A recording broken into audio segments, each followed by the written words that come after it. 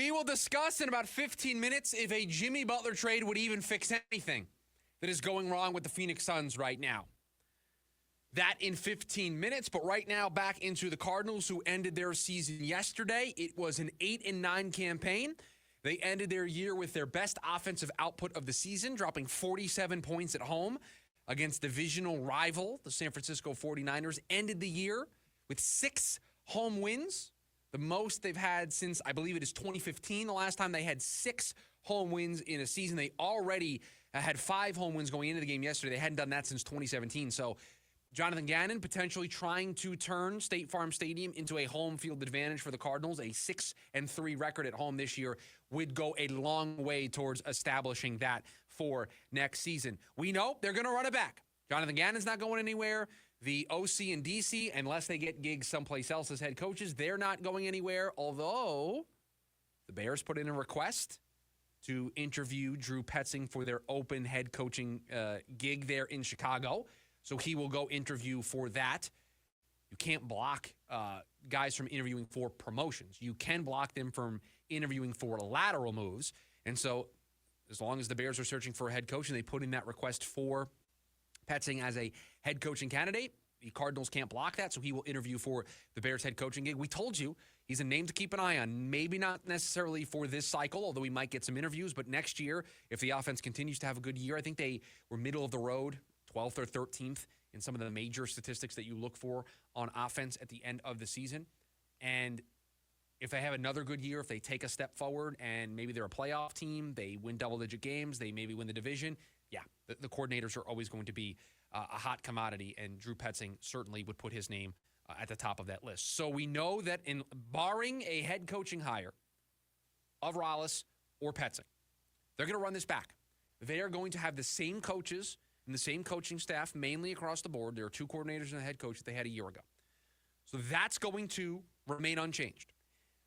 You might have wanted a change at OC. I don't know if I necessarily would have battled you very hard on that. But they're going to run it back. We both know. You know. I know. The Cardinals know. They can't run back this roster. It's okay. I don't want to say it's ideal. I don't want to say it's perfect. I don't want to say it's good. It's okay that they are choosing to run it back coaching-wise. I don't think that coaching is what is going to hold this team back in 2025. I might be proven wrong as next year plays out, but I don't think coaching is what is going to hold this team back. I think 2 years under their belt, some of the mistakes that they have made over the 2 years will correct themselves, and I think the coaching will ultimately get better. What is going to hold this team back in 2025? What is going to hold this team back from reaching their potential? And let's face it, there is going to be, it might not be an explicit mandate via the media. It might not be an explicit mandate that is made public in a press conference or via a statement, but let's face reality. Jonathan Gannon and company will be under a mandate in 2025 to make the playoffs. You got your first year to figure things out. You took the necessary steps and finished just on the outside of the playoffs in 2024. 2025 needs to be the year the Cardinals are back into the playoffs. And anything other than that will be considered a failure. Going into the season, I think it was up in the air of what would be considered a success or failure and where the playoffs fell on that spectrum. If missing the playoffs would have been considered a failure, I think that would have been unfair to this team at the start of the year. But going into 2025, after you, through 10 games, were leading this division, you now, because of your performance through 10 games and what was in front of you, and because now you've made the steps from year 1 to year 2, you have an expectation. You have a mandate to make the playoffs. If you do not do that after year 3, everything's on the table. Kyler Murray's future's on the table. Jonathan Gannon's future's on the table. Coordinators' futures are on the table. Everything is on the table if this team doesn't make the playoffs next year. That is the mandate that this team is operating under in 2025. They get another chance at this, but if they don't do it next year, some tough questions are going to have to be answered, and somebody might lose a job over it. So with that being said, it's okay to run back the coaching. It's not okay to run back the roster. This roster needs help.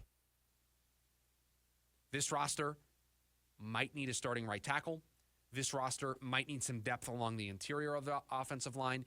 I'm on record. This offense needs a running mate for Marvin Harrison Jr. I am on record saying that should be T. Higgins. It will be T. Higgins for me unless he signs someplace else. That is the perfect running mate for Marvin Harrison Jr. for this team. That is who they should go out and acquire. Either way, there needs to be a wide receiver added to this group defensively. How about a pass rusher, and then maybe another pass rusher, and then after that, get another pass rusher? That is what the focus needs to be on defense. I think they've got the safety situation figured out now with Budda Baker under contract. They've got some young players back there as well that are playing really well. They may want to add a corner or two, but there is work to be done. It's okay to run back the coaches. It's not okay to run back the roster. While not having maybe the most cap space in the NFL, this team has enough cap space to where we should not. And I want to be in front on this. And I know we're going to have a lot of time. Listen, we've got playoffs to worry about. We've got a Super Bowl to get through. There is a ton of time before March is going to roll around. We've got the entire month of January. We've got the entire month of February. And then we've got a week or two into March before the offseason can begin and free agency starts. I understand we're going to have all sorts of things floating around, rumors. There's so much that can happen between now and free agency. I'm the first person that's aware of that. And we have plenty of time to break it all down. But I think the important thing about being a radio host that you want to listen to and a radio show that I enjoy doing is we got to be first on some stuff, right? We got to go out on a limb. We got to make some predictions. We got to say some things ahead of time. We can't be just, "Oh, I told you so," and not have the receipts to back it up. So I am on January 6th going to lay it all out there so that when free agency rolls around, when the draft rolls around, when OTAs rolls around, when training camp rolls around, we have this tape from January 6, 2025 to go back to.